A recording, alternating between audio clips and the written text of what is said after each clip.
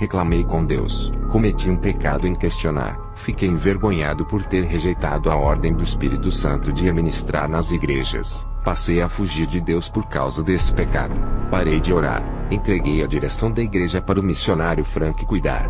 Por causa dessa minha atitude, perdi o dom da visão espiritual simbolizando a minha cegueira. Eu não conseguia ver mais o mundo espiritual. Um véu foi posto entre mim e o mundo espiritual. Também não sentia mais a presença do Espírito Santo. Eu não aceitei essa condição espiritual. Me arrependi dos meus erros. Pedi perdão a Deus também por não ter obedecido à ordem de ministrar nas igrejas. Orei pela volta da minha esposa e pela conversão de meu filho Robert. Estava enfermo mais uma vez. Apesar de ter passado no hospital, a enfermidade continuava em mim. Retornei à minha posição pastoral, mesmo estando enfermo.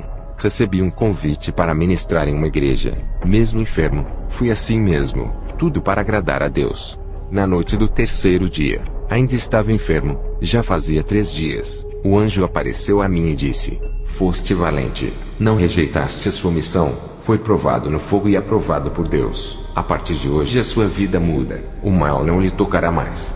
O anjo deu uma risada de felicidade e tocou no meu corpo. A minha enfermidade foi embora. 1 ano depois, o que Jesus tinha falado que o meu ministério iria encher se cumpriu. Minha esposa voltou para mim, me pediu perdão. Meu filho Robert voltou convertido. Antes disso acontecer, Deus usou um homem bem estruturado financeiramente. Usou esse empresário para me dar uma casa maior do que aquela que eu perdi. Esse homem é proprietário de várias casas, dono de um ramo imobiliário. Meu dom de visão voltou. Recuperei o meu dom. A presença do Espírito Santo ficou mais forte. Um dia, eu estava fazendo um culto de libertação.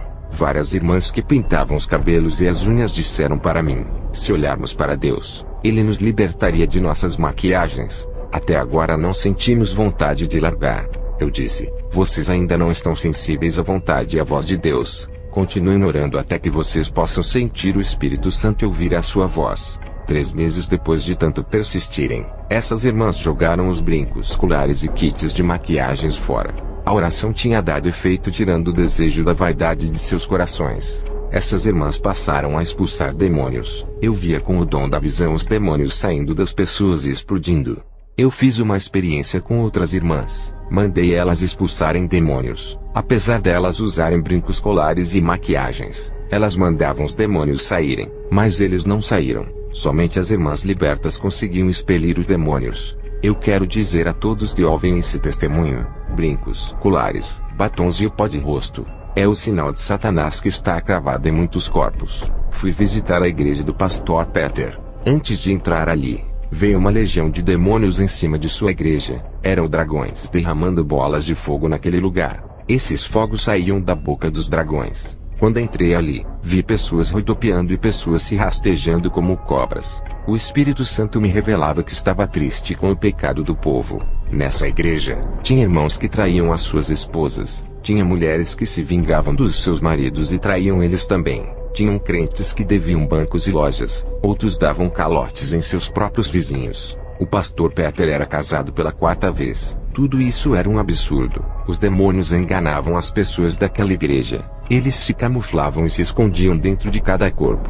Eu vi demônios mudando pregações dos irmãos, falando para eles pregarem heresias destruidoras. Vi também um irmão entregando uma falsa profecia. Da sua boca saía uma bola de fogo negro. Vi demônios entrando dentro da cabeça de uma irmã. Mudava a sua mente, fazendo ela ministrar falsas doutrinas. Esses demônios tinham o tamanho de um limão. Vi pessoas sendo possuídas por milhões de mini-demônios. Quando comecei a ministração, os demônios tentaram bagunçar o culto, tentando distrair as pessoas de ouvir a palavra e tirar o meu foco e o meu ligamento com o Espírito Santo. Pessoas caíam endemoniadas. Tive que expulsar aqueles demônios. Pessoas conversavam na igreja ou iam para o banheiro. Outras mastigavam chicletes. Todas essas pessoas carregavam um demônio montado em suas costas. Estavam possessas. Neutralizei as manifestações. Os demônios ficaram paralisados, imóveis dentro dos corpos das pessoas. Eles não podiam bagunçar. Ao terminar o culto, aquele pastor tinha um demônio que operava sinais que o acompanhava. Eu comecei a expulsar os demônios, até que o demônio tentou me envergonhar resistindo à minha autoridade. O pastor Peter tentou me envergonhar. Ele colocou as suas mãos naquele rapaz que resistia. E o demônio que estava na vida desse pastor combinava com o demônio que possuía o rapaz, e ele saía. Eu via ele colocando as mãos nos possessos, e aqueles demônios se camuflavam dentro das pessoas, se escondiam, passando a impressão de que haviam ido embora. As pessoas voltavam ao normal. Outros demônios saíam das pessoas e não iam embora, ficavam andando pela igreja. As pessoas aplaudiam o pastor Peter que os enganava por ele tirar os demônios rapidamente, enquanto eu não recebia aplausos, e os demônios tentavam resistir querendo me envergonhar e com bastante ódio de mim. Os demônios queriam exaltar aquele falso pastor, para que o povo acreditasse que ele era um verdadeiro homem de Deus, e que tinha mais autoridade que eu. Esse homem não tinha o Espírito Santo, ele não libertava ninguém. Os demônios fingiam que tinham saído quando ele expulsava. Quando eu expulsava os demônios, eles viravam fumaças. As pessoas não podiam ver com os olhos espirituais de que aquele falso pastor não expulsava nada. Somente eu é quem via toda aquela cena deplorável do mundo espiritual. Até que eu dei um grito com toda a autoridade, mandei os demônios não saírem dos corpos das pessoas. Eu lacrei aqueles demônios para que o pastor Peter não manipulasse mais ninguém. O demônio que acompanhava o pastor Peter não podia mais dar ordens para os demônios saírem. Depois eu dei ordem para os demônios saírem. Foi uma guerra, e quando fui expulsar a legião de demônios daquelas pessoas, principalmente quando era uma legião do tamanho de limões, dava muito trabalho, pois esses mini-demônios se escondiam em partes do corpo das pessoas como pernas, joelhos, ouvidos, mãos, braços ou pés. Era difícil adivinhar onde eles se escondiam, mesmo assim expulsei todos. O pastor Peter, sem saber o que havia acontecido, não sabia que eu tinha lacrado os demônios com a minha autoridade, para ele não expulsar e manipular as pessoas com o espírito do engano. Ele ficou frustrado e envergonhado. A igreja percebeu que ele não tinha autoridade. Ele que tentou me envergonhar saiu envergonhado. Ele me disse que aquela noite seria a última ministração minha ali. Eu nunca mais pregaria naquele lugar. Ao terminar a guerra espiritual daquela noite, pessoas estavam chorando aliviadas. O meu corpo estava cansado, pois toda a minha energia foi embora com aquela guerra. Ao chegar em casa, todos aqueles demônios que eu havia expulsado apareceram ao redor da minha cama tentando me intimidar. Fiquei calmo, dobrei os meus joelhos, e expulsei todos do meu quarto. Fiquei sabendo que o pastor Charles estava internado em um hospital. Fui fazer uma visita e uma oração. Ele confessou a Jesus, se arrependeu de toda a sua enganação. Logo em seguida morreu. Eu vi um anjo descendo e recolhendo a sua alma, levando até o céu. A obra que Deus tinha em sua vida não se cumpriu. Somente a salvação se cumpriu. Depois voltei para minha casa. Orei a Deus naquela noite. Depois, tive uma visão. Olhando para cima do meu telhado, vi meu filho David no céu. Aquela visão acalmou meu coração. O Espírito Santo disse: derramarei grande unção sobre a sua vida. Tu não serás mais o mesmo. Quando essa unção cair, muitos vão querer ser igual a ti. Serás o espelho de muitos. Minha fé aumentou. Percebi que não estava sozinho. Deus estava comigo. Depois de sofrer os ataques dos demônios, o meu pequeno ministério começou a encher. O nosso desejo, não só o meu mas de toda a igreja, era o de buscar a Deus todos os dias até Ele vir buscar a sua noiva e levar com Ele. O ar que respiramos é para louvar ao Senhor. A nossa respiração serve para glorificar a Ele. Essa forma de culto é normal para nós. Lemos a palavra todos os dias. Fazemos muitas orações para a nossa própria edificação. Tudo isso passou a ser a nossa necessidade espiritual, e a fazer parte do nosso cardápio de alimentação espiritual. O nosso ideal é chegar no nível espiritual que Jesus me revelou ao me arrebatar. As nossas ações têm muito mais valor do que as nossas palavras. Se afastem do mundo, pois os seus prazeres do mundo dão motivo para o comportamento do homem mudar para pior, mas eles não sabem. Depois que meus olhos espirituais se abriram, não parei mais de buscar ao Senhor.